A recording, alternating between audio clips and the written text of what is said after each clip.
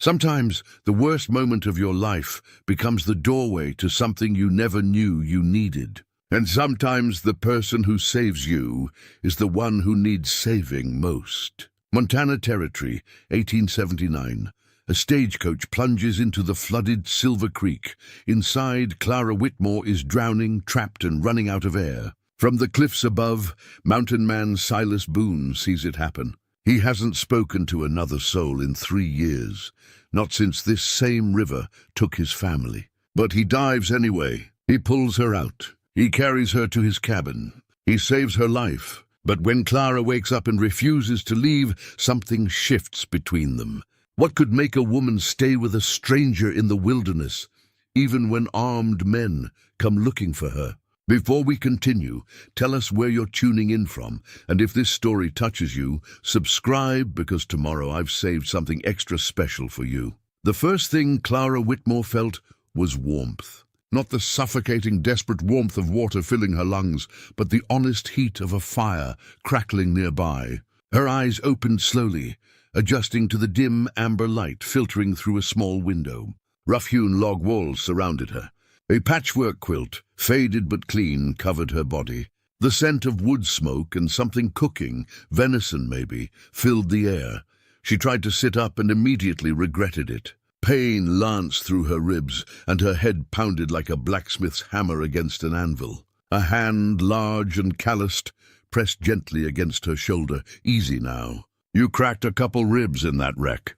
Best to stay still. The voice was low, measured, like distant thunder rolling across the mountains. Clara turned her head slowly and found herself looking into the weathered face of a man she'd never seen before. He was perhaps late 30s, though the wilderness had carved lines into his face that made precise age difficult to guess. Dark hair fell past his shoulders, shot through with premature silver at the temples. A thick beard covered the lower half of his face, but couldn't hide the sharp intelligence in his grey eyes, eyes that had seen too much and preferred to see nothing at all. "Where am I?" Clara's voice came out as a rasp, her throat raw from swallowed river water. "My cabin, about 8 miles north of Silver Creek." He moved away from the bed, giving her space. "You were in that stagecoach that went into the water. I pulled you out.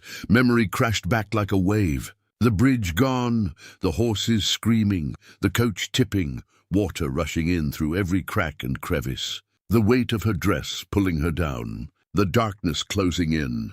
And then nothing. Until now, the others," she whispered, though she already knew the answer from the careful blankness in his expression. Driver made it to shore on his own. 2 other passengers. He paused, looked toward the fire. "The current took them before I could reach the coach." "I'm sorry." Clara closed her eyes. Mrs. Pemberton, the kindly widow who'd shared her biscuits. The young surveyor heading to Helena with dreams of striking it rich. Gone. Just like that. She'd been speaking with them only moments before the bridge gave way. "You saved my life," she said quietly. The man didn't respond immediately. He moved to the fireplace, stirred something in a cast-iron pot hanging over the flames. Had the high ground. Saw it happen. Did what needed doing. His words were spare, rationed like precious supplies. Clara studied him more carefully now. He wore buckskin pants and a wool shirt, both well-made, but showing signs of hard use and careful mending. On his feet were moccasins, Indian style, decorated with simple beadwork. A gun belt hung on a peg near the door, the holster worn smooth from years of use. Above the fireplace, a cavalry saber rested on 2 pegs. The blade tarnished, but the edge looked recently sharpened. The cabin itself was small but meticulously organized. A table and 2 chairs occupied the center of the room. Shelves lined one wall, holding tin plates, cups, and supplies. Animal pelts, beaver, fox, bear, hung from the rafters, curing. A second room, barely visible through a doorway, appeared to be where he slept. She was in what must have been a spare room, or perhaps once belonged to. Her gaze caught on something drying near the fire. Her leather journal, its pages spread open, weighted down with smooth river stones. He'd saved it, pulled it from the wreck along with her. Something in her chest tightened. "Thank you," she said. "For the journal, too." He glanced at it, then back to his cooking. Seemed important. Had your name inside the cover. It is important. It's... She stopped, unsure how to explain that those pages held her every private thought, every desperate plan, every reason she'd fled Boston in the first place. It's all I have. This made him pause. He turned, ladle in hand, and looked at her with those grey eyes that seemed to see straight through pretense. You running from something, Miss Whitmore? The directness of the question caught her off guard. Most men would have danced around such a subject, especially with a woman they'd just met. But there was no judgment in his voice, only a quiet understanding, the recognition of one fugitive to another, perhaps. Yes, she admitted. There seemed little point in lying. I'm running from something, or someone, more accurately. He nodded once, as if this confirmed something he'd already suspected, and returned to the pot. Well, you're safe here. For now, anyway. Creek still running high. Nobody's crossing for at least a few days. He ladled stew into a wooden bowl and brought it to her, along with a piece of cornbread wrapped in cloth. The simple kindness of it, the care taken to feed her, tend her injuries, save her belongings, made Clara's eyes burn with unexpected tears. I don't even know your name, she said. Silas Boone. Thank you, Mr. Boone, for everything. Just Silas is fine. He pulled one of the chairs over and sat down, maintaining a respectful distance. You'll need to take it slow for a few days.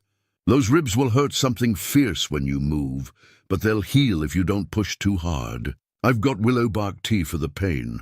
Clara took a tentative sip of the stew. It was simple but well made. Chunks of venison, wild onions, some kind of root vegetable she didn't recognize. Her stomach, empty for who knew how long, accepted it gratefully.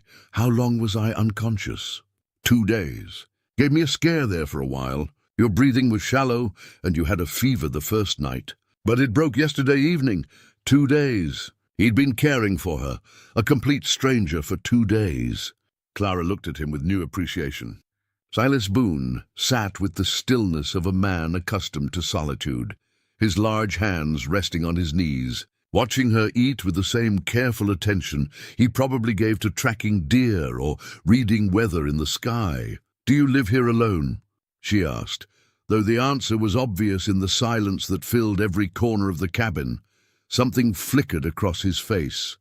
Pain quickly shuttered. I do now. Used to...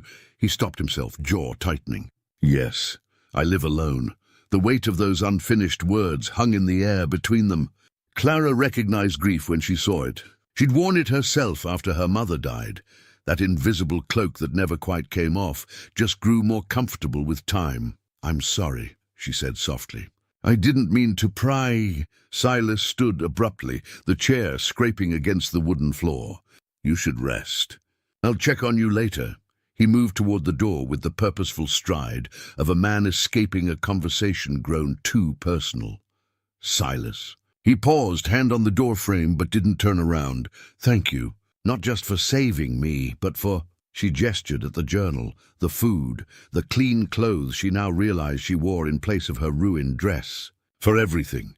His shoulders rose and fell with a deep breath. Get some rest, Miss Whitmore. Then he was gone, the door closing quietly behind him.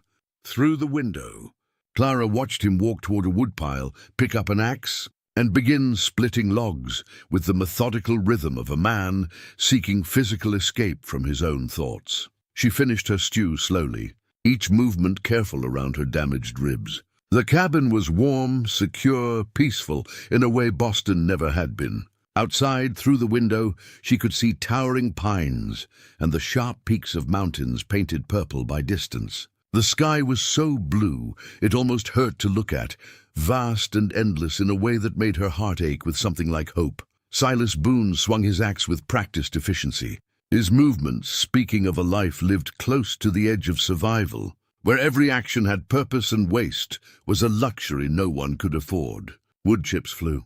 His breath puffed white in the cool mountain air. He never once looked back at the cabin, but Clara sensed he was aware of her watching, aware of her presence in his carefully constructed solitude. She settled back against the pillow, stuffed with pine needles, she realized, and pulled the quilt up to her chin. It smelled of cedar and wood smoke. Through the open pages of her journal, She could see her own handwriting, the words she'd written just days ago in a desperate hotel room in Omaha. I will not marry Malcolm Ashford. I will not sell myself for my father's debts. I will reach California or die trying. She'd nearly managed the latter. Instead, she'd found herself here, in a remote cabin with a silent mountain man who'd risked his life to save a stranger. A man with sad eyes and capable hands, and ghosts that haunted him as surely as hers haunted her. Clara closed her eyes, exhaustion pulling her back toward sleep. But just before unconsciousness claimed her, one thought surfaced clear and certain. She wasn't sure she wanted to reach California anymore. Not when this wild, lonely place already felt more like home than anywhere she'd ever been. Outside, the steady rhythm of the axe continued, a heartbeat in the wilderness. And Clara Whitmore drifted off to the sound of Silas Boone chopping wood for a fire that would keep them both warm through the cold mountain night. 3 days passed in a rhythm as old as the mountains themselves. Clara woke with the sun, ate the simple meals Silas prepared, and spent her waking hours regaining strength. The pain in her ribs dulled to a persistent ache. Her breathing came easier. The bruises covering her arms and legs faded from purple to yellow-green. Silas kept his distance, polite but reserved. He brought her meals, changed the dressing on a cut above her eyebrow, kept the fire stoked. But he never lingered, never offered more than necessary words. It was as if he'd used up his allotment of conversation that first day, and now rationed the rest with miserly care. Clara found herself watching him through the window as he went about his daily work. He checked trap lines in the early morning, returning with rabbits or the occasional fox. He tended a small garden behind the cabin, where late-season vegetables still clung to life. He worked leather, mended tools, split endless cords of wood against the coming winter. Everything he did was purposeful, efficient, the movements of a man who'd stripped life down to its essential elements. On the 4th morning, Clara woke to find her trunk sitting at the foot of her bed. She sat up carefully, ribs protesting but manageable now. The trunk was one she recognized, her own, the one she'd packed in Boston with everything she owned in the world. It was battered, the leather straps broken, the wood swollen from water damage. But it was here. Silas appeared in the doorway as if summoned by her movement. Went back to the wreck site yesterday. Greeks dropped enough to get to the coach. Found that wedged under a rock downstream. Most of what's inside is ruined. But I figured you'd want it anyway. You went back? Clara's voice caught. The risk he'd taken, climbing down to a still dangerous river, for her belongings, seemed right, he said simply, and disappeared again before she could thank him. Clara knelt beside the trunk, ignoring the protest from her ribs. The lock was broken, the hinges stiff with rust. She pried it open and the smell of river water and mildew hit her immediately. Her dresses, carefully packed a lifetime ago, were ruined. Stained, torn, the fabric rotted in places. Books she'd brought had swollen to twice their size. Pages fused together. Her mother's cameo brooch, tucked in a side pocket, was mercifully intact. At the bottom, wrapped in what had once been a silk scarf, was the ring. Clara's hands shook as she lifted it out. The diamond caught the morning light streaming through the window, throwing tiny rainbows across the floor. It was obscenely large, ostentatious in a way that made her stomach turn.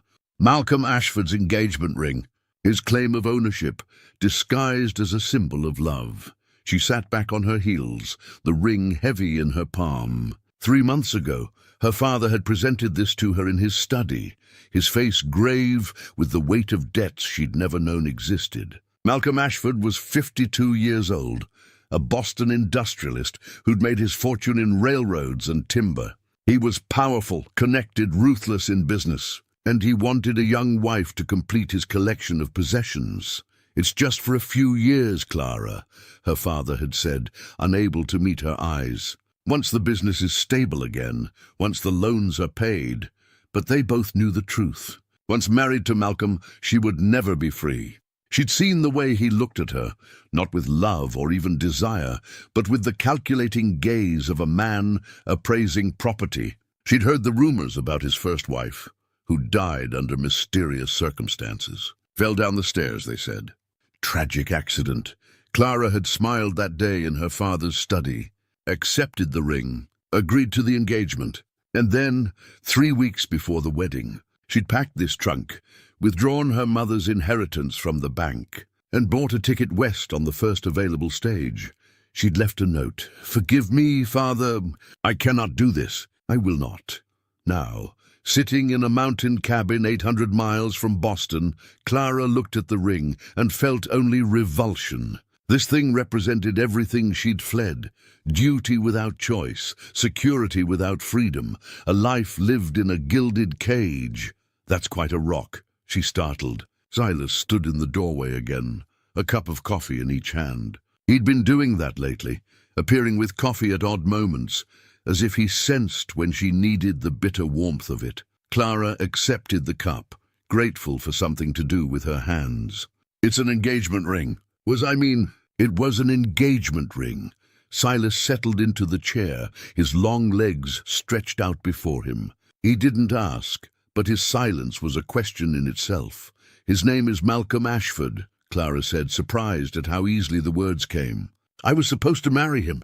My father's business was failing, and Malcolm offered to settle the debts in exchange for me, a business arrangement."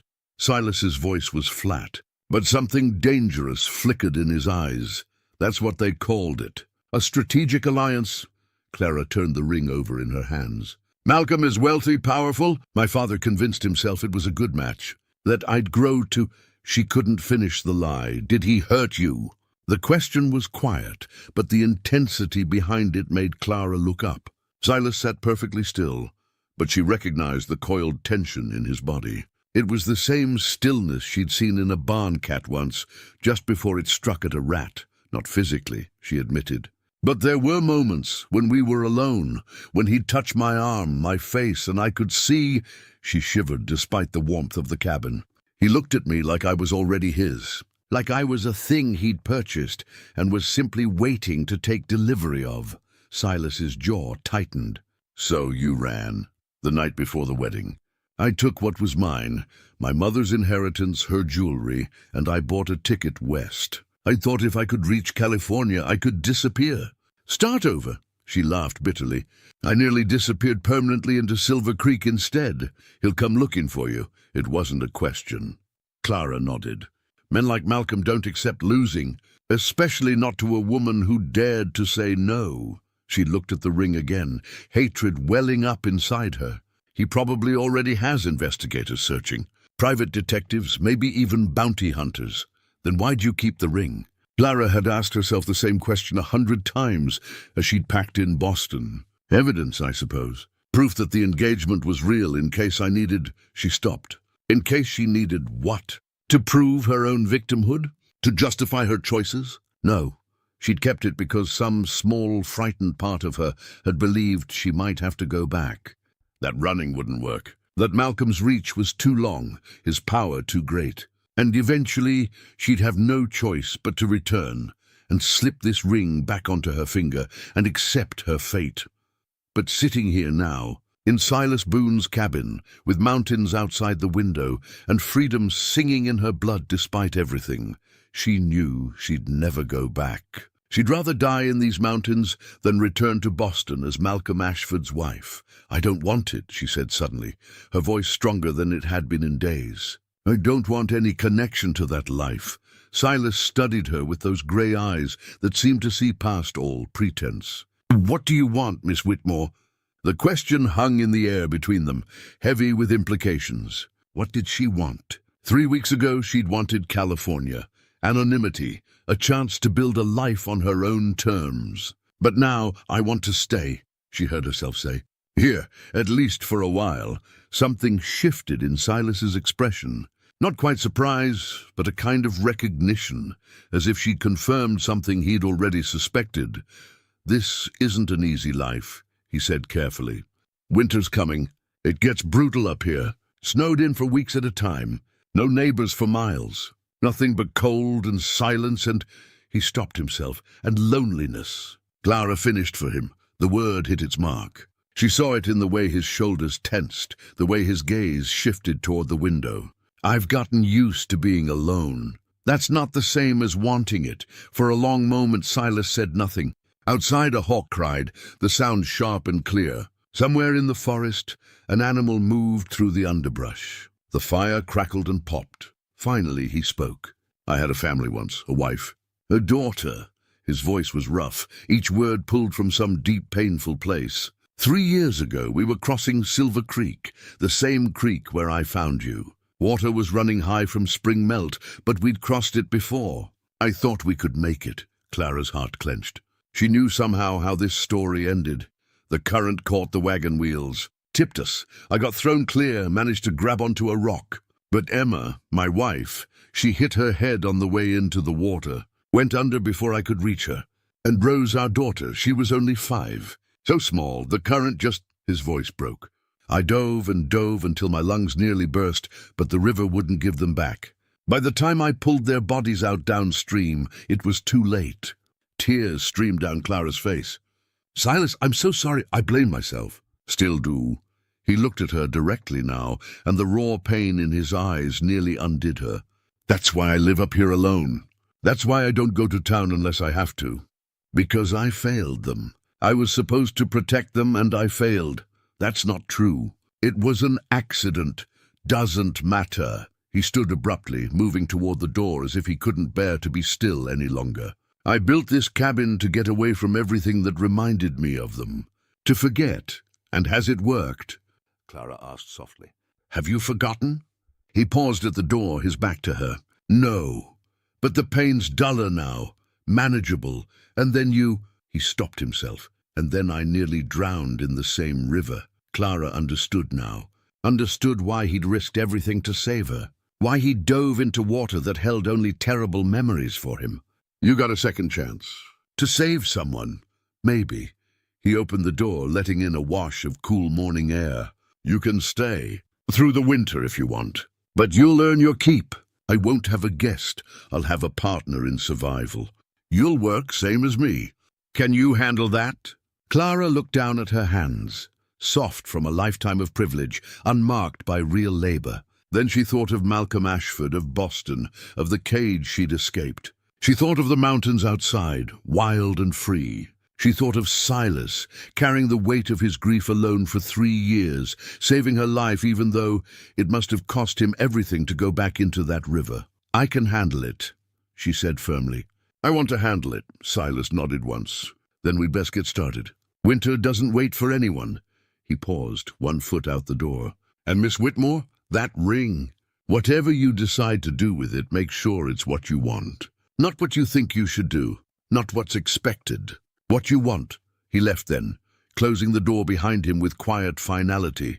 Clara sat alone with the ring in her palm, its diamond catching the light. Outside, she could hear Silas moving around, preparing for the day's work. She thought about his words, about choice and freedom, and what she truly wanted. Then she stood, crossed to her trunk, and buried the ring at the very bottom, beneath ruined dresses and waterlogged books. She didn't need it anymore. Didn't need the reminder of what she'd escaped or the life she'd rejected. What she needed was here, in this cabin, in these mountains, in the company of a man who understood loss and still chose to save a drowning stranger. Clara Whitmore had come west looking for freedom. In a remote cabin with a grieving mountain man, she'd found something more. She'd found a chance to help someone else find freedom too. Freedom from pain, from the past, from the isolation he'd wrapped around himself like armor. She just hoped. They both survived long enough to see it through. August arrived with heat that shimmered off the rocks and turned the cabin into an oven by midday. Clara and Silas adjusted their work schedule, rising before dawn to accomplish the hardest tasks before the sun reached its peak. Then resting during the hottest hours, one morning, Silas woke Clara while stars still crowded the sky. Time to fix the roof, he said. Been putting it off, but we need it done before snow comes. The work was dangerous and demanding. They hauled split shingles up a ladder Silas had built, working carefully on the pitched roof while the world slowly lightened around them. Clara's fear of heights warred with her determination not to show weakness. She focused on the task at hand, on the rhythm of remove old shingle, fit new shingle, hammer nail. Again and again, until her arms ached and sweat soaked through her work dress. "You're doing good," Silas called from his position higher up the slope. "Real good." Coming from him, the praise meant everything. They broke for water around mid-morning. Sitting on the roof with their legs dangling over the edge, Clara looked out at the view, mountains rolling away in every direction, green and grey and purple with distance. A hawk circled below them, riding the thermals. The world felt enormous and small all at once. "I never knew places like this existed," she said. "In Boston, everything was built up, closed in. You could walk for miles and never see the horizon. Is that why you wanted to come west? For the space?" "Partly." Clara took another drink of water. "But mostly I wanted to be somewhere I could breathe, where I could be myself without constantly performing for society's approval." Silas nodded slowly. "I understand that. After Emma and Rose died, people in town wouldn't leave me alone. Casseroles and condolences, everyone wanting to help or fix or save me. Came up here to get away from all that well-meaning suffocation.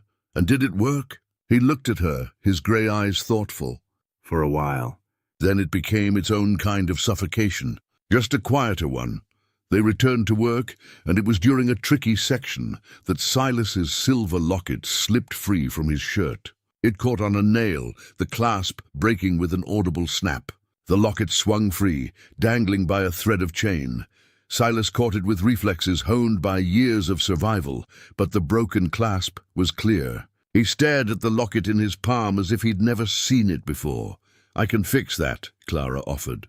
"If you want." For a long moment he didn't respond. The locket had lived around his neck for 3 years, never removed, a constant weight against his heart. But now the decision was forced. Slowly, he lifted the chain over his head and handed it to Clara. Would appreciate that. That evening, by lamplight, Clara worked on the delicate repair.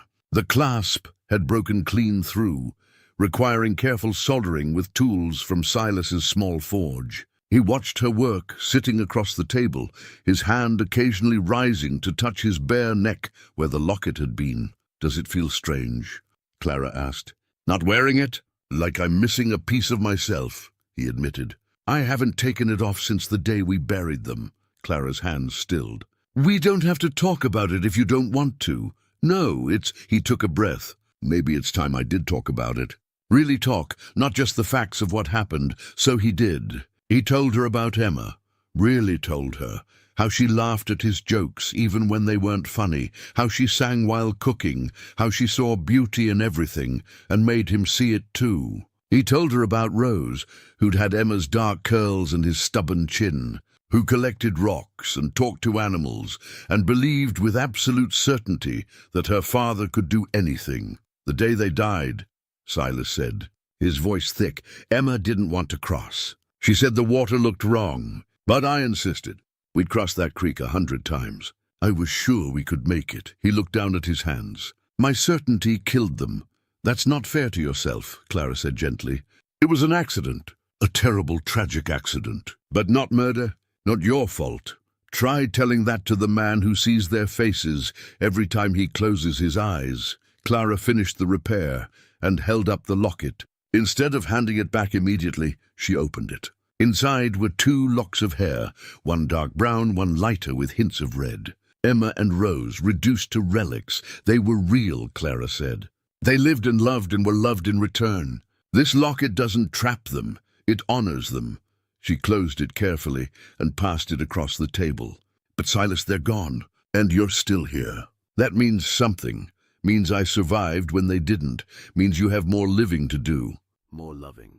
"More!" She stopped, aware she was treading on dangerous ground. Silas took the locket, but didn't put it back on immediately. He held it in his palm, feeling the weight of it, and Clara saw him truly wrestling with something, the past and the present, memory and possibility. Finally, he set the locket on the table between them, not discarded, but also not returned to its place against his heart. "Thank you," he said, "for fixing it. And for everything else." The next day they went hunting together. Silas had been teaching Clara to track, and she'd proven surprisingly adept at reading signs. Broken branches, disturbed earth. The pattern of droppings that told you what animal had passed and how recently. "There," she whispered, pointing to a young buck browsing in a clearing ahead. "You're shot," Silas murmured. "Remember what I taught you. Breathe slow. Squeeze, don't pull." Clara raised the rifle, settled the sights, found that quiet space between heartbeats where everything narrows to a single point of focus. She squeezed the trigger. The shot cracked across the clearing, and the buck dropped cleanly. "Perfect shot," Silas said, and the pride in his voice made her chest swell. They worked together to field dress the animal, a process that would have horrified Boston Clara, but which this version of herself accomplished with steady hands and clear purpose. Silas taught her the proper cuts, how to work with respect for the animal that had given its life, how to waste nothing. "You're a natural at this," he observed, as they began the process of hauling the meat back. "At all of this. Mountain life. I feel more myself here than I ever did in civilization," Clara admitted. "Does that make sense?" "Perfect sense," he paused. "Clara, I need to say something." Her heart began to hammer. The way he said her name, the serious tone. "When you first arrived, I thought it was temporary, that you'd get strong enough to leave and I'd go back to existing. But watching you these past weeks, seeing you become part of this place, part of—" He stopped, seeming to struggle with the words. "I don't want you to leave. When winter comes, when spring comes after that, I want you to stay. Silas, I know it's selfish," he continued quickly. "I know you probably have plans, things you want to do beyond this mountain. But I'm asking anyway, stay, be my partner in this life. Help me remember what it means to be alive instead of just surviving." Clara set down the pack she was carrying and turned to face him fully. "I'm not going anywhere," she said firmly. "This is where I belong, with you. I've known it for weeks now." Something in his expression cracked open, relief and fear and hope mixing together. He stepped closer, raised his hand as if to touch her face, then hesitated.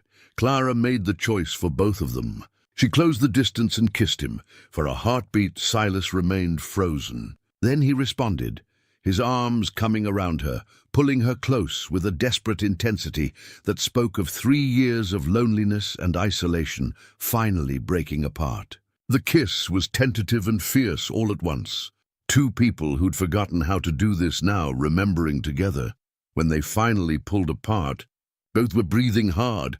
"Emma," Silas started, "would want you to be happy," Clara finished. "She would want you to live, Silas, not just exist, live." He rested his forehead against hers. "I don't know if I remember how. Then we'll figure it out together." Late summer brought a gentleness to their days, as if the mountains themselves approved of what was growing between them. Silas and Clara fell into a new rhythm, one that acknowledged the shift in their relationship without forcing it into definitions or promises neither was quite ready to make. They prepared for autumn with renewed purpose. The garden yielded squash, beans, and potatoes that needed harvesting and storing. Wild berries ripened in the high meadows, and Clara learned to make preserves using Emma's recipes, though she added her own touches, a bit more honey, a touch of wild mint she'd found growing near the creek. "This is better than Emma's," Silas admitted one evening, spreading the dark purple preserve on cornbread. "Different," Clara corrected gently. "Not better, just different." But she saw that he was making peace with the differences, learning that remembering Emma didn't mean freezing everything in place exactly as it had been. Life moved forward, had to move forward. The hunting continued. Together, they tracked and brought down a large elk, enough meat to see them through most of the winter if properly smoked and stored. The work was hard, physical, taking several days of dedicated effort. But working side by side, their hands often touching as they passed tools or meat, Clara felt a deep contentment she'd never experienced before. One evening, Silas produced a bottle of whiskey from a hidden cupboard. "Been saving this," he said. "Figured if there was ever a time to celebrate, this is it." They sat on the porch as the sun set, passing the bottle between them, feeling the burn of good whiskey warming their throats and chests. The alcohol loosened tongues already inclined toward honesty. "Tell me about your dreams," Silas said. "The ones you had before Malcolm, before all that. What did young Clara Whitmore want to be?" Clara thought back to the girl she'd been before her mother died, before duty and expectation narrowed her world. "I wanted to write," she admitted. "Stories, maybe. Or articles about places I'd traveled. My mother used to say I had a gift for seeing the world in words. You still do." "I've seen your journal." She looked at him surprised. "You've read it?" "Not the private parts," he said quickly. "But sometimes you leave it open, and I can't help but see. You write beautifully, Clara, like you're painting with words." The compliment settled warm in her chest. "What about you? What did young Silas Boone dream of?" He was quiet for a long moment, staring out at the darkening mountains. "Peace," he said finally. "Just peace. A piece of land, a family, days that passed without violence or fear. Got it for a while, too. Then the river." He stopped, took another drink. "Maybe that's all we get. Moments of peace between the chaos. Or maybe we make our own peace," Clara suggested. "Build it, fight for it, refuse to let it go." Silas looked at her then, really looked at her and smiled. It transformed his face, erasing years of grief and hardship. "When did you get so wise?" "When I nearly drowned and got saved by a stubborn mountain man who taught me everything I know." He laughed, a real laugh, and Clara realized it was the first time she'd heard the sound from him. "It was beautiful. Dance with me," she said impulsively. "There's no music, so—" "We don't need music." Silas set down the bottle and stood, offering his hand with exaggerated formality. "Miss Whitmore, may I have this dance?" Clara took his hand and rose. They came together there on the porch, his arm around her waist, their other hands clasped. At first, Silas was awkward, his movements stiff and uncertain. But gradually, memory returned. He began to lead, swaying gently to a rhythm only they could hear. "Emma taught me to dance," he said softly. "Said no husband of hers was going to embarrass her at the harvest festival. She did a good job." They moved in the gathering darkness, stars beginning to appear overhead, the last light of day painting the mountains in shades of indigo and gold. For a few perfect minutes there was nothing but this. Two people, one dance, the endless quiet of the wilderness around them. Then Silas stopped abruptly. He released her and stepped back, his expression shuttered. "I can't," he said, his voice rough. "I'm sorry, Clara. I thought I could, but it's all right," she said, though her heart ached. "I understand." He went inside without another word, leaving her alone with the stars and the whiskey and the ghost of Emma that still stood between them. Clara didn't follow immediately. She sat on the porch steps and let herself feel the disappointment, the frustration, the complicated tangle of loving a man who wasn't sure he could love her back. But beneath it all was understanding. Grief didn't follow a schedule. Healing wasn't linear. Silas was trying to open his heart again, trying to move forward, but the trying itself was painful. She could wait. She would wait, because what they were building, however slowly, was worth every moment of patience. The next day they returned to work as if the moment on the porch had never happened. But Clara noticed Silas watching her more often, his expression thoughtful, almost wondering. And she noticed that he'd left Emma's locket on the table, not returned to his neck. Small steps. Forward and back, progress measured in inches, but movement nonetheless. One afternoon, Clara found a rare blue columbine blooming in the high meadow. She picked it carefully and pressed it between the pages of her journal, writing beside it, August 25th. Learning that love isn't always simple or easy. Learning that the worthwhile things require patience. Learning that I'm strong enough to wait for someone worth waiting for. Later, when she left the journal open to let the flower dry, Silas passed by and paused. She knew he saw it, saw the flower, saw the words. And when she returned from gathering water, the journal had been moved slightly, and something new sat beside it. A small carving, freshly made from pine. A columbine flower, rendered in miniature, every petal perfectly shaped. No words. But the message was clear. I see you. I hear you. I'm trying. Clara picked up the carving, held it in her palm, and felt tears prick her eyes. Not from sadness, but from hope. the stubborn, resilient hope that maybe, just maybe, they would find their way to each other through the grief and fear and complicated geography of two wounded hearts, learning to beat in sync. Outside, autumn was coming. The leaves were turning gold and amber against the evergreens. Change was in the air, inevitable as the seasons. And with it came possibility, fragile and precious but real. They had time.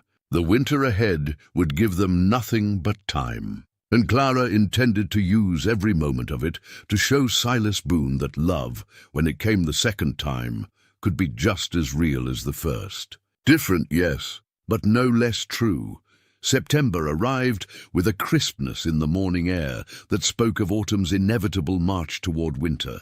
The aspens turned gold, brilliant against the dark green of the pines. Clara and Silas worked long days, racing against the calendar to ensure they'd have everything needed to survive the months of snow ahead. It was during one of these preparation days that Silas decided to make a supply run to the settlement. They needed flour, coffee, ammunition, and a few other items that couldn't be hunted, grown, or made.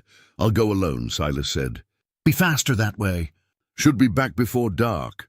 Clara wanted to protest, but she understood his reasoning. Someone needed to stay and continue the work at the cabin. Still, she felt uneasy as she watched him ride down the mountain trail, his rifle across his saddle, his broad shoulders disappearing into the trees.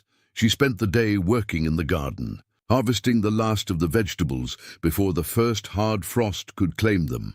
But as the afternoon wore on, her unease grew. She couldn't name it, couldn't point to any logical reason for the anxiety that prickled along her spine. Just a feeling deep in her gut that something was wrong. Silas returned 2 hours after sunset, riding hard, his face grim in the lamplight as he dismounted. "Inside," he said. "Now." Clara's heart began to pound. She followed him into the cabin, where he immediately went to the supply cupboard and began taking inventory of their weapons and ammunition. "Silas, what's wrong? What happened?" He turned, and she saw something in his eyes she'd never seen before, fear. "Not for himself, but for her. There's a poster in town," he said flatly. "Wanted poster? With your face on it." The world tilted. Clara grabbed the edge of the table to steady herself. "What?" Silas pulled a folded paper from his jacket and spread it on the table.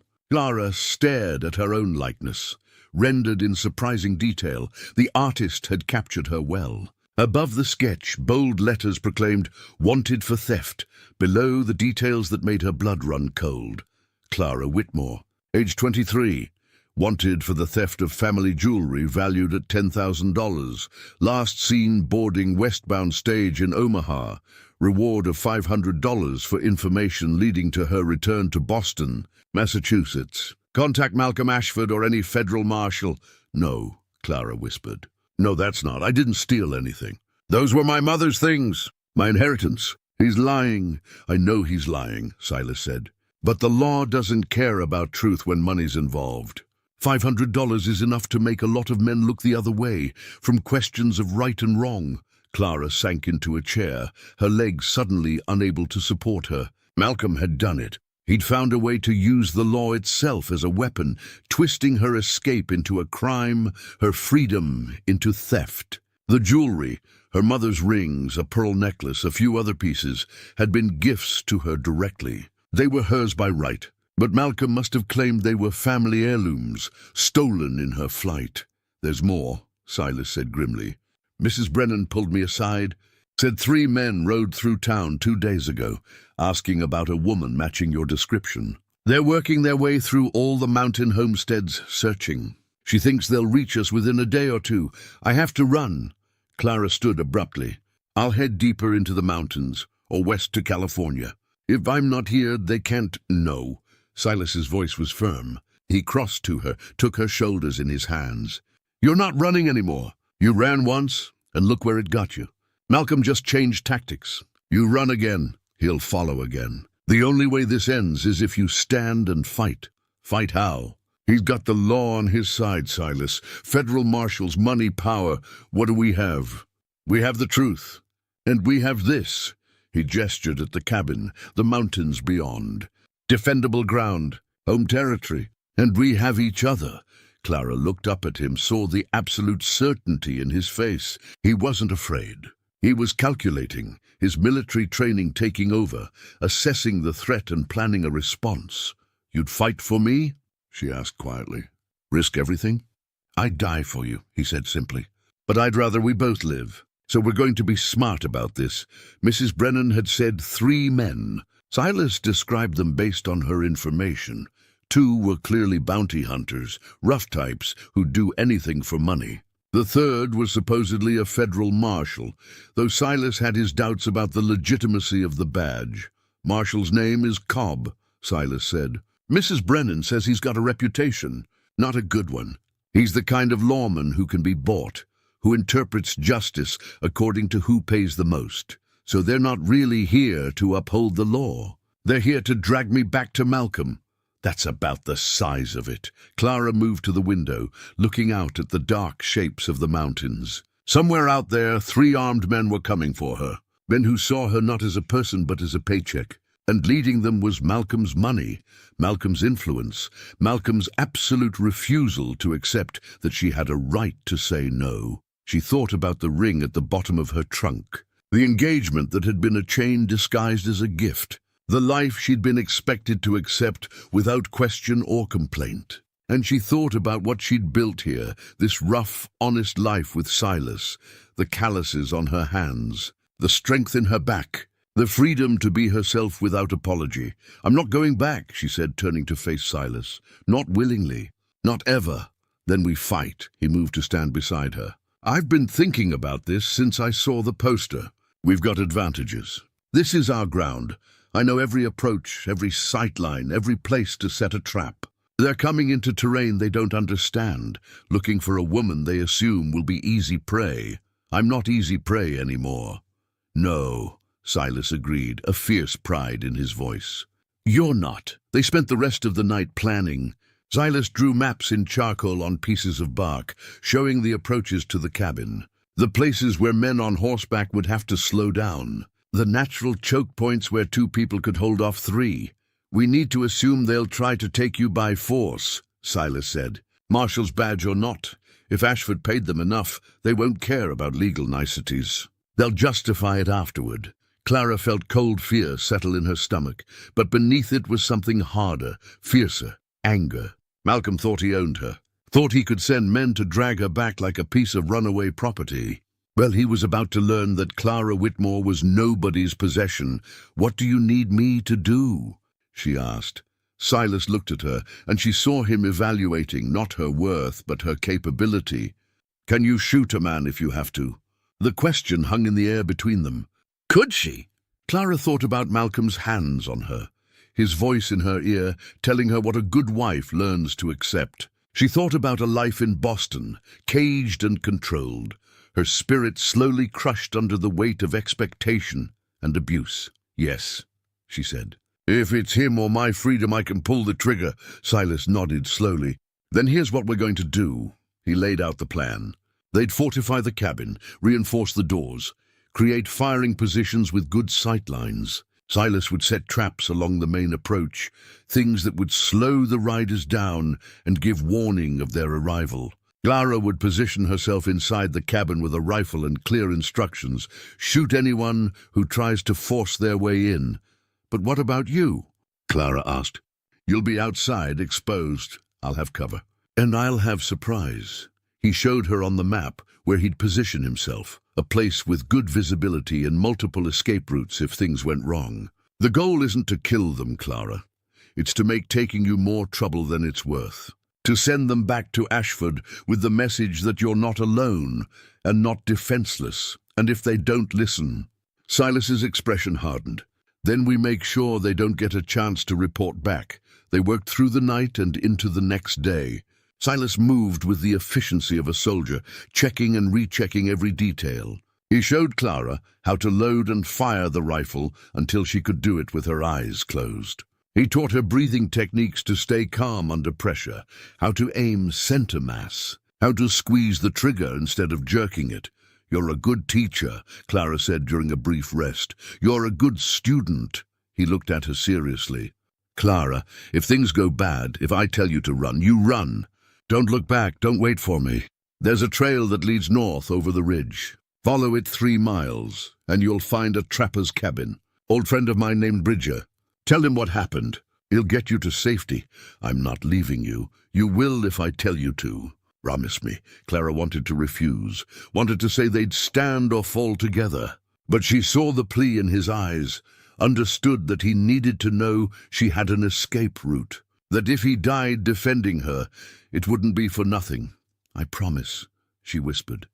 He pulled her close then, kissed her with an urgency born of uncertainty about the future. When they broke apart, both were breathing hard.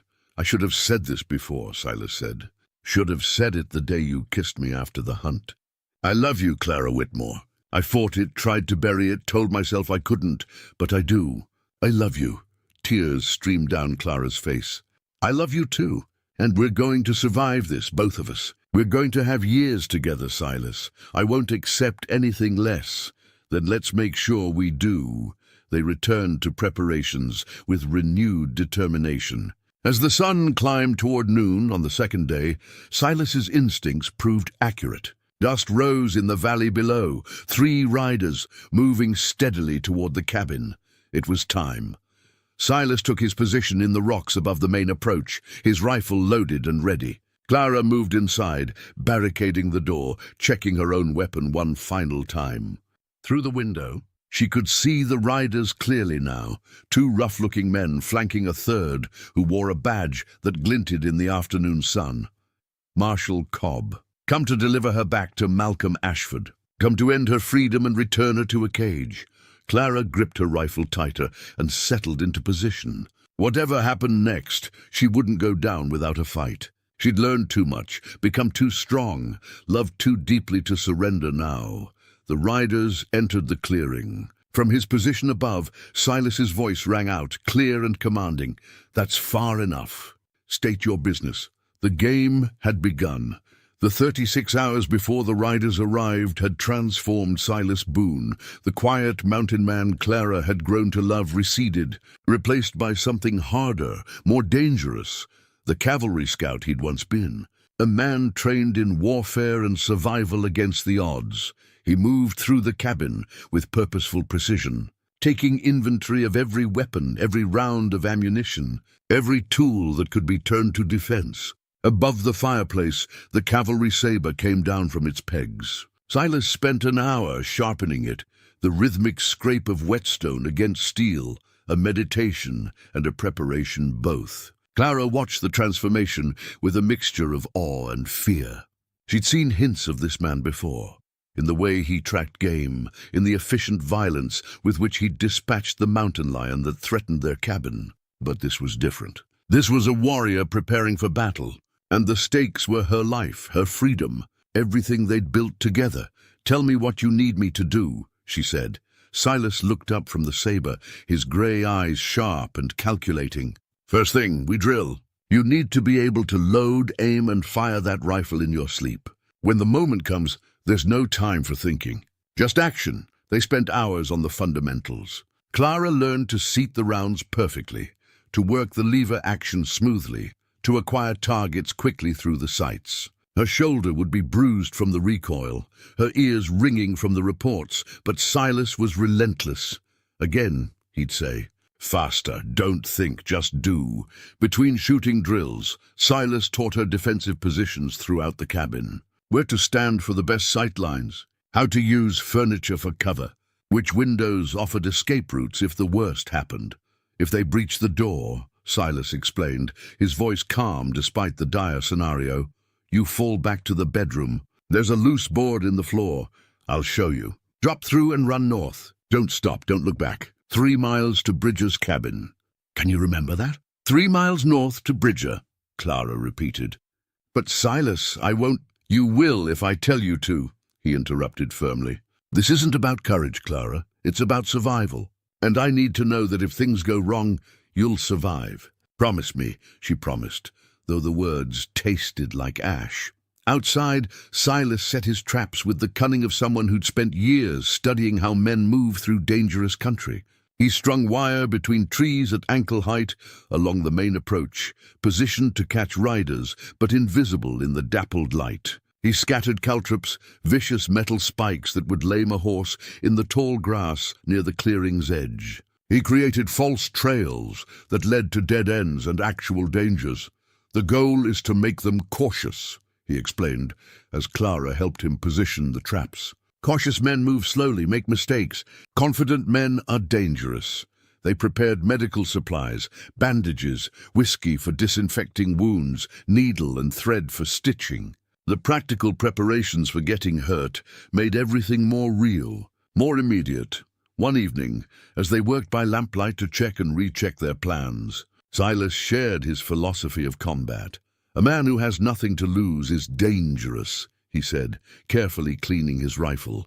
He'll take risks, make bold moves, because he doesn't care if he survives. But a man protecting something precious, that man is unstoppable. Because he's got everything to lose, which means he'll be smarter, more careful, more willing to do whatever it takes. Which kind of man are you? Clara asked.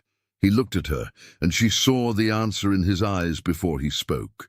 I've been the first kind for 3 years. Now I'm the second, and that makes me more dangerous than those bounty hunters can possibly understand. Clara moved around the table and took his face in her hands. What am I to you, Silas, really? He'd been holding back, she knew, still wrestling with guilt about loving someone who wasn't Emma, still afraid to fully commit to the possibility of a future.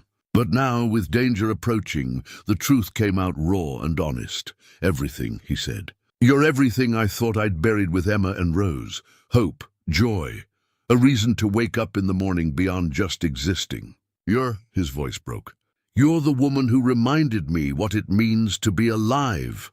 Clara kissed him then, deep and urgent, and he responded with equal intensity. They made love that night with a desperation born of uncertainty, of knowing that tomorrow might tear them apart. Afterward, lying in his arms, Clara wrote in her journal by candlelight, "If I don't survive what's coming, I want it known that I died free, that I chose this life, this man, this fight. Malcolm Ashford never owned me, no matter what the law says. I'm Clara Whitmore, and I bow to no man's claim of possession, but I don't plan to die." Silas has taught me too much, about strength, about resilience, about fighting for what matters. We're going to win. We have to. She left the journal open on the table, a testament in case the worst happened. When she returned from checking the water barrels, she found that Silas had added something to the page, a simple sentence in his careful handwriting. She taught me the same, and I will protect her or die trying. Morning came too quickly. They rose before dawn, ate a meal that neither could taste, and took their positions. Silas showed Clara the spots he'd prepared outside, rock formations that would give him cover and height advantage, places where he could move between without exposing himself to fire from below. "Remember," he said, gripping her shoulders, "you're not alone in this. I'll be out there, and I won't let them reach you. But if somehow they do, you fight. You hear me? You fight with everything you have." "I will," Clara promised. "And Silas, come back to me, always," he said, and kissed her one more time before heading out to take his position. Clara settled into the cabin, rifle across her lap, watching through the carefully prepared firing positions. The morning stretched long and tense. Every sound, a bird call, the wind in the pines, made her heart jump. Waiting was its own kind of torture. Around mid-morning, Silas appeared briefly at the window, his face tense. "They're coming. I saw dust in the valley. Maybe an hour out." Then he was gone, vanishing into the rocks above the cabin, like the phantom his old call sign had suggested. Clara checked her rifle for the 100th time. Loaded, safety off, extra ammunition within easy reach. She controlled her breathing the way Silas had taught her, forcing her racing heart to slow, her hands to steady. An hour felt like a day. The sun climbed higher, painting shadows across the clearing. And then there, movement in the trees, the sound of horses, of men talking in low voices. 3 riders emerged from the tree line. Even from a distance, Clara could read their body language. The two flanking the marshal were rough men, hands never far from their weapons, eyes constantly scanning.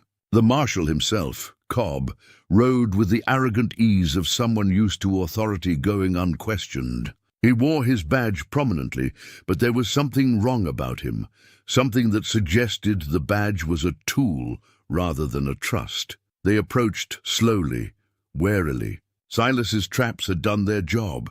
The riders had spotted the wire, seen the caltrops, understood they were entering a defended position. They'd dismounted and were leading their horses now, moving with the caution of men who knew they were in someone else's sights. Good, cautious was what Silas wanted. They reached the clearing's edge and stopped. For a long moment nothing happened. Then Cobb called out, his voice carrying clearly in the mountain air. "Clara Whitmore! We know you're in there!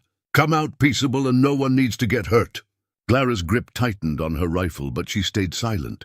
This was Silas's show now. From somewhere in the rocks above, Silas's voice rang out, hard and commanding. "That's far enough. State your business." The three men spun, trying to locate the voice. One of the bounty hunters, a man with a scar running down his left cheek, started to raise his rifle. The other, bulkier and mean-looking, put a hand on his weapon. "I'm U.S. Marshal Cobb," the marshal called toward the rocks. "I've got a warrant for Clara Whitmore's arrest. She's wanted for theft. This is official federal business." "Let me see the warrant," Silas demanded. Cobb pulled a paper from his jacket and held it up. "It's right here, all legal and proper. Now bring the girl out, and we can all go home peaceful." "That warrant's based on false charges," Silas called back. "Clara Whitmore didn't steal anything. That jewelry was her inheritance from her dead mother." "That's for a court to decide, not you," Cobb responded. "You're interfering with federal law. That's a crime. So is accepting bribes to abuse your authority," Silas countered. "How much is Malcolm Ashford paying you, Cobb? How much does it cost to buy a federal marshal these days?" Cobb's face flushed red. "You don't know what you're talking about." "I know exactly what I'm talking about. You're not here to uphold the law. You're here to drag a woman back to a man who thinks he owns her. Well, here's the thing. She doesn't want to go.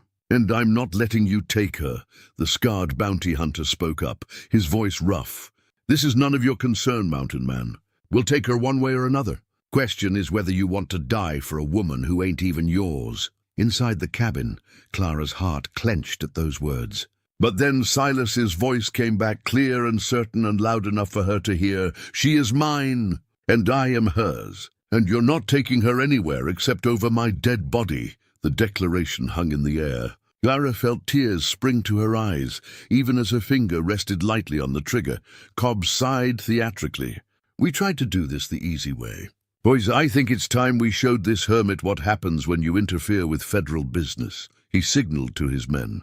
The scarred one moved left. The bulky one moved right. They were flanking, trying to surround Silas's position while Cobb provided cover. It was a mistake. They'd telegraphed their intentions, and Silas had anticipated exactly this move. The scarred bounty hunter took 2 more steps, and his boot caught in one of Silas's wire traps. He went down hard, his rifle clattering away. Before he could recover, there was a sharp crack, Silas firing from the rocks. The shot kicked up dirt inches from the fallen man's hand. A warning. "Next one won't miss," Silas called. The bulky bounty hunter raised his weapon, but before he could aim, another shot rang out. His hat flew off his head, the bullet passing so close he could feel the heat of it. "Drop the rifles," Silas commanded. "All of you, now." For a moment Clara thought they might comply. The 2 bounty hunters looked shaken, realizing they'd walked into a situation more dangerous than they'd anticipated. But Cobb's face had gone hard, calculating. "You're making a big mistake," the marshal said. "This won't end well for you." "Maybe not," Silas agreed. "But it'll end a lot worse for you if you don't turn around and ride out of here. Clara Whitmore stays. That's not negotiable." Cobb's hand drifted toward his sidearm.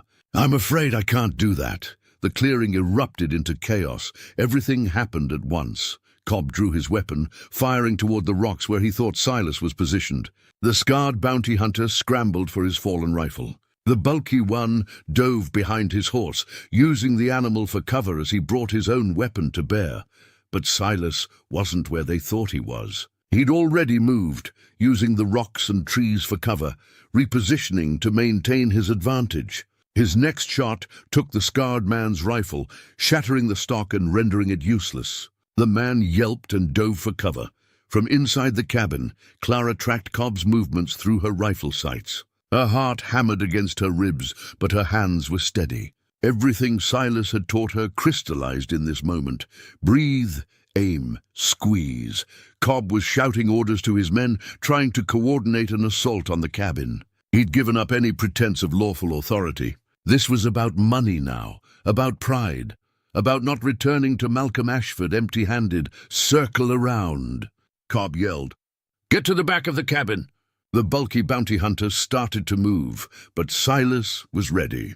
Another shot rang out, this one striking the ground directly in the man's path. The bounty hunter froze, finally understanding the situation. He was completely exposed. At the mercy of a shooter he couldn't see and couldn't effectively fight. "I said, drop your weapons," Silas called again, his voice carrying the absolute authority of someone who'd commanded men in combat. "This is your last warning." The scarred man, still nursing his hand from where he'd hit the ground, threw down his sidearm. "I ain't dying for $500, he shouted.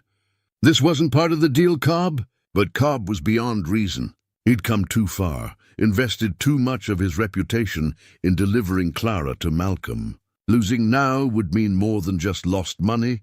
It would mean his carefully cultivated image as a man who always got his quarry would be shattered. He pulled a second pistol and fired wildly toward the rocks, forcing Silas to take cover. In that moment of distraction, Cobb made his move, charging toward the cabin door.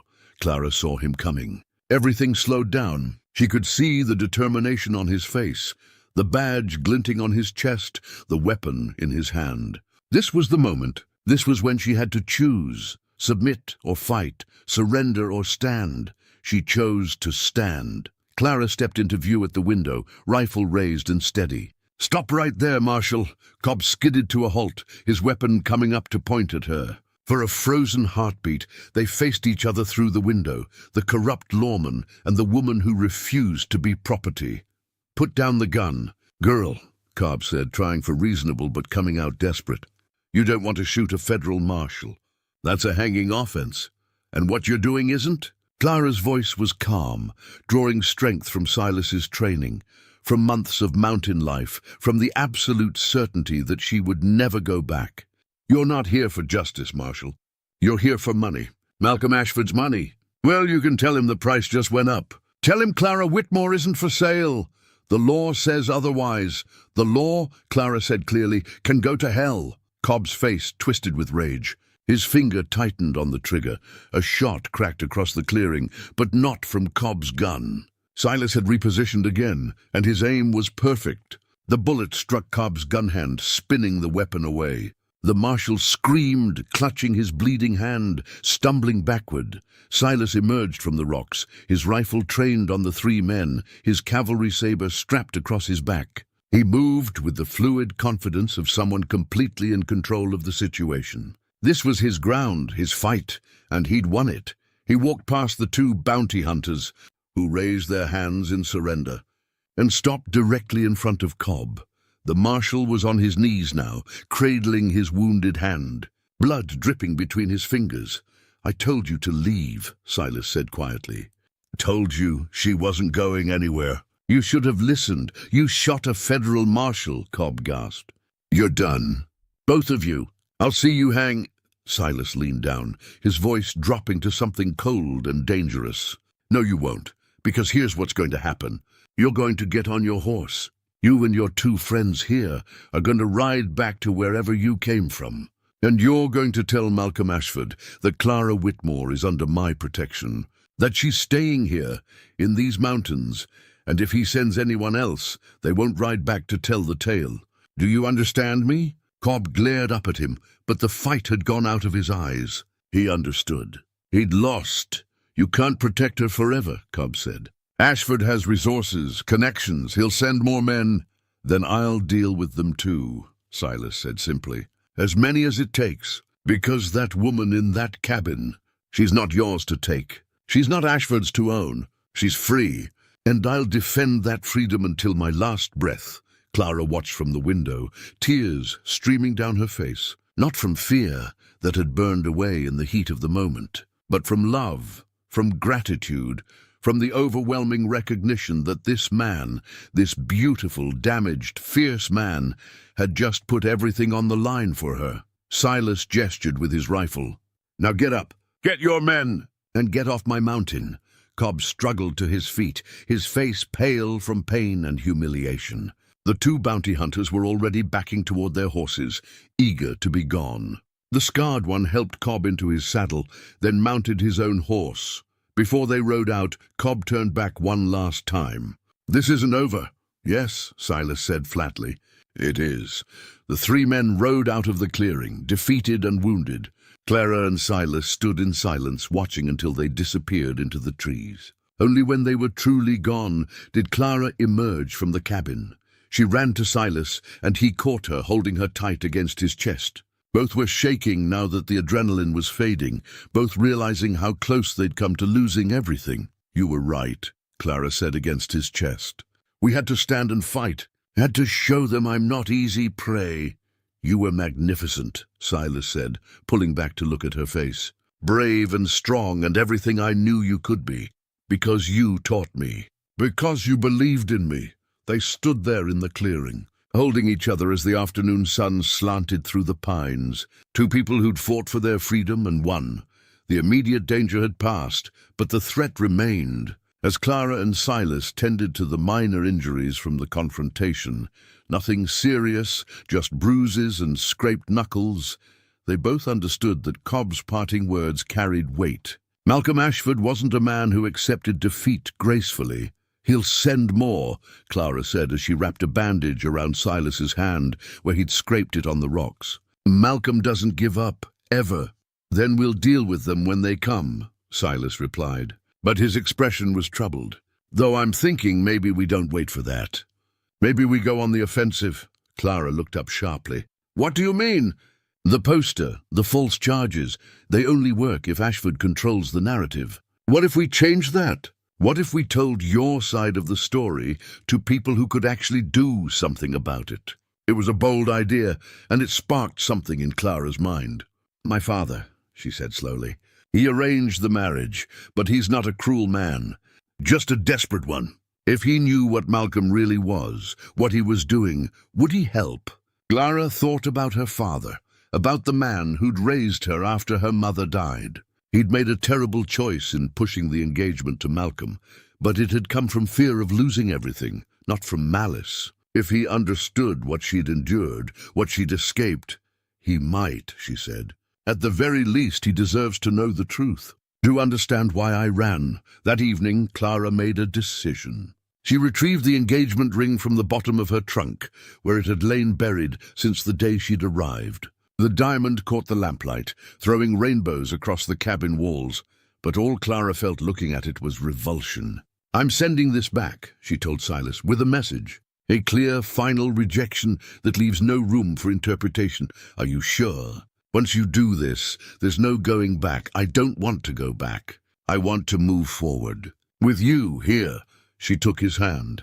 "But I need to close this chapter properly. Malcolm needs to understand that I'm not his, never was his, and never will be his." The nearest telegraph office was in the settlement, half a day's ride. Clara wanted to go immediately, but Silas insisted they wait a few days, make sure Cobb and his men were truly gone and not waiting in ambush along the trail. "We'll go together," he said. "I'm not letting you out of my sight until this is truly finished." 3 days later, they made the journey. Mrs. Brennan's face lit up with relief when she saw them walk into the general store. "Thank the Lord," she said, pulling Clara into a quick embrace. "We heard shots up in the mountains, and I was worried." "We're fine," Clara assured her. "Better than fine, actually. The marshal and his men won't be bothering us again." Mrs. Brennan's eyes widened with understanding, but she asked no further questions. Some things in the mountains were better left unspoken. At the telegraph office, Clara composed her messages carefully. The first was to Malcolm Ashford. "Malcolm, stop. I am not yours, stop. Never was yours, stop. Consider our engagement permanently ended, stop. Do not send men after me again, stop, Clara. The second was longer. Addressed to her father, Father, stop, I am alive and safe, stop. Could not marry Malcolm, stop. He is not the man you believe him to be, stop. The jewelry was mine by right from mother, stop. No theft occurred, stop. Malcolm has used law as weapon to force my return, stop.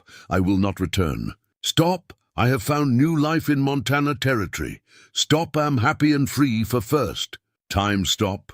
Please understand and forgive. Stop. Your daughter, Clara. The telegraph operator, a thin man with spectacles and careful hands, read the messages and whistled low. That's going to stir up some trouble back east. Good, Clara said firmly. It's time the truth came out. She also purchased postage to send the engagement ring back to Malcolm's Boston address, along with a letter that laid out everything: his treatment of her, his attempts to buy her like property, the false charges he'd brought to force her return. She wrote with clarity and anger, holding nothing back. Once this reaches him, Silas said as they walked out of the telegraph office, there's no telling how he'll react. I know. But I'm done hiding, done letting him control the narrative. Clara looked up at the mountains rising around them. This is my home now, our home, and I'm willing to defend it. On the ride back to the cabin, they talked about the future, about what would happen when winter truly set in, about plans for spring, about the life they were building together. I keep thinking about what you said, Clara mused. About Emma wanting you to be happy. Do you think she'd approve of us? Silas was quiet for a moment, guiding his horse around a fallen log. I think Emma would recognize what I see in you. Strength, kindness, fierce independence. And I think she'd tell me I was a fool if I let you go. I'm not going anywhere. Good, because I'm not either. When they reached the cabin, the sun was setting, painting the sky in shades of gold and crimson. They unsaddled the horses, tended to the evening chores, and settled in for supper. Everything felt different now, lighter somehow, as if sending those messages had lifted a weight Clara hadn't fully realized she'd been carrying. That night, Silas produced something from his workshop, a new leather journal, carefully crafted, with Clara's initials tooled into the cover alongside his own. The letters were intertwined, a deliberate choice for your writing, he said, almost shy. The old one's getting full, and I thought maybe you'd want something that marked the new beginning. Our beginning. Clara traced the letters with her finger, emotion catching in her throat. It's perfect. Thank you. There's more. Silas opened the journal to show her. On the first page, he'd written a single line in his careful handwriting. The story of how two wounded people found healing in each other. That's what we're doing, isn't it? Clara said softly. Healing each other. Every day, Silas agreed. He pulled her close. Every single day. They sat together by the fire. Clara already writing in her new journal, Silas working on carving a new handle for a tool. The domestic peace of it, the simple rightness of being together, felt like a benediction. Outside, autumn deepened toward winter. The first snow would come soon, locking them into the mountains for months. But Clara felt no fear at the prospect. Let the snow come. Let Malcolm rage in Boston. Let the world outside these mountains spin however it would. Here, in this cabin with this man, she'd found something worth more than all the jewelry Malcolm had accused her of stealing. She'd found freedom. She'd found love. She'd found herself, and nothing and no one would take that away. 3 months later, the Montana territory lay blanketed in snow. The cabin stood warm and secure against the winter's assault, smoke rising from the chimney in steady gray columns. Inside, Clara and Silas had settled into the rhythm of mountain winter, a slower pace. Days spent mostly indoors, evenings long and filled with quiet companionship. The letter arrived on the first supply run after the new year, brought by a mail carrier who'd made the dangerous journey from the settlement. Clara's hands shook as she recognized her father's handwriting on the envelope. Silas stood beside her as she opened it, his presence steady and reassuring. She read aloud, "My dearest Clara, I received your telegram and your letter. I cannot express how relieved I am to know you are safe, and how ashamed I am of the position I placed you in. You were right to run. I should have seen Malcolm Ashford for what he truly was, but I allowed desperation to cloud my judgment. After receiving your message, I conducted my own investigation into Malcolm's affairs. What I discovered horrified me. The rumors about his first wife were true. The authorities are now investigating her death. Moreover, I found evidence of his business practices, which can only be described as ruthless, bordering on criminal. I have dissolved my business partnership with Malcolm and have forwarded all evidence of his false charges against you to the federal authorities. The theft charges have been formally dropped. You are no longer wanted by any law enforcement agency. I made sure of it. Malcolm has threatened legal action against me, but his power in Boston is waning. Others have come forward with their own complaints. His empire, built on fear and manipulation, is crumbling. I do not expect your forgiveness. I do not deserve it. But I want you to know that you are free, in every sense of the word. Live your life in Montana. Be happy. And if you would allow it, I would very much like to visit you come spring, to meet the man who has kept you safe, and to see the life you have built for yourself. With all my love and deepest regrets. Your father, Clara, read the last line through tears. Silas wrapped his arms around her from behind, holding her as she processed the words. It's over, she whispered. Really over. The charges are dropped. Malcolm's being investigated. I'm free. You were always free, Silas said gently. The law just finally caught up to the truth. Clara turned in his arms. My father wants to visit. In the spring. Would that be all right with you? More than all right. I'd like to meet the man who raised you. Silas smiled. Though I should probably clean up a bit before then. Maybe trim the beard. Don't you dare, Clara said, touching his face. I love you exactly as you are. The words had become easier to say over the winter months. Love was no longer something they danced around, but something they lived in daily, in the small gestures of care, in the quiet conversations, in the way they fit together like two pieces of a puzzle that had always been meant to connect. Winter passed in a cocoon of intimacy and growth. Clara wrote in her journal daily, chronicling not just their life, but the stories Silas shared about his time in the cavalry, about Emma and Rose, about the man he'd been before grief had reshaped him. She was beginning to see the shape of something larger, perhaps a book, perhaps just a record for themselves. Either way, the writing healed something in her, gave voice to the journey she'd traveled. Silas, in turn, began to carve again. Not just functional items, but art. Small figurines that captured moments from their life together. Clara fishing. The cabin in snow. Two figures standing together, faces turned toward the mountains. He'd always been talented with his hands, but now there was joy in the work instead of just the distraction of grief. One evening in late February, as a blizzard howled outside, they played chess by the fire. Clara had gotten better, good enough to win occasionally, though Silas still had the edge of experience. Checkmate, she announced, moving her queen into position. Silas studied the board, then laughed. You set that trap 5 moves ago, didn't you? 7, actually. I've created a monster, but his eyes were warm, proud. You've created a partner, Clara corrected. In everything. Silas reached across the board and took her hand. There's something I've been meaning to ask you. Probably should have asked it before now, but I wanted to wait until everything was settled, until you were truly free to choose. Clara's heart began to race. Silas! He stood and moved around the table, then, to her complete surprise, dropped to one knee. From his pocket, he pulled out a small carved box. Inside was a ring, simple and beautiful, made from braided silver and gold wire. I made it myself, he said.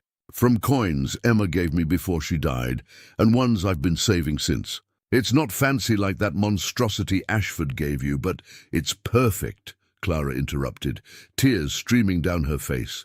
Let me finish, Silas said, a smile tugging at his lips. Clara Whitmore, you crashed into my life, literally, when I thought I was done living. You reminded me that grief doesn't have to be the end of the story, that there can be second chapters, new beginnings, love that comes not despite loss, but because we're strong enough to try again. Will you marry me? Will you be my wife, my partner, my companion through whatever seasons come? Yes, Clara said without hesitation. Yes, absolutely yes. Silas slipped the ring onto her finger. It fit perfectly, warm from his pocket, the metal catching the firelight. Clara pulled him to his feet and kissed him deeply, pouring everything she felt into that connection. Love and gratitude and fierce joy at this life they'd built together. When the traveling preacher came through in early spring, they were ready. The ceremony was simple, held in the clearing where they'd faced down Cobb and his men. Mrs. Brennan and her husband attended, along with a handful of neighbors who'd made the journey. Silas's old friend Bridger served as best man, gruff and teary-eyed in equal measure. Clara wore a dress Mrs. Brennan had helped her sew, simple but elegant, more suited to mountain life than any of the elaborate gowns she'd worn in Boston. Silas wore his cleanest clothes and had indeed trimmed his beard, though not as much as he'd threatened, as they exchanged vows under the big sky. With mountains watching as witnesses, Clara thought about the journey that had brought her here. The desperate flight from Boston, the drowning in Silver Creek, the man who dove in to save her, not knowing he was saving himself as well. "I do," she said when the preacher asked if she took this man. "I do," Silas echoed, his voice strong and certain, and with those simple words, they made official what had been true for months. They belonged to each other, chose each other, would face whatever came together. When Clara's father arrived in late May, he found his daughter transformed. Not just physically, though. Clara had changed. She was stronger, more confident, more at ease in her own skin. But the real transformation was deeper. She'd found her place in the world, found purpose and love and freedom in equal measure. Her father stayed for a week, getting to know Silas, seeing the life they'd built. On his last night, sitting on the porch as the sun painted the mountains gold, he spoke quietly to his daughter. "I'm proud of you," he said, "not just for surviving, but for thriving, for fighting for your right to choose your own path." "I learned it from Mother," Clara said. "She always told me to be true to myself. She'd be so happy to see you now." He paused. "And Silas, he's a good man, Clara. I can see how much he loves you. I love him too, more than I knew it was possible to love someone after her father left." Promising to write regularly and visit again, Clara and Silas stood together in the clearing, watching the last light fade from the sky. "We did it," Clara said softly. "We built something real, something lasting." "We did," Silas agreed. He pulled her close, and she leaned into his warmth. "And we're just getting started." In the distance, Silver Creek rushed over its rocky bed, the same creek that had nearly claimed Clara's life a year ago. But now it was just water, just a creek. The terror had been washed away by months of living, loving, choosing each other every single day. Sometimes Clara would write in her journal, "The worst moment of your life becomes the doorway to something you never knew you needed." She'd nearly drowned in that cold water. Instead, she'd been reborn, pulled from one life and delivered into another by a man who'd been drowning in grief until she gave him a reason to surface. They'd saved each other, and in doing so, they'd discovered that love, when it comes the second time around, can be just as powerful as the first. Different, yes, shaped by loss and pain and hard-won wisdom, but real, true, worth every risk, every fight, every moment it took to find each other. As the stars emerged above the Montana mountains, Clara Whitmore Boone stood in her husband's arms and felt completely, perfectly at peace. She was home. She was free. She was loved, and that, she thought, was worth more than all the gold in California.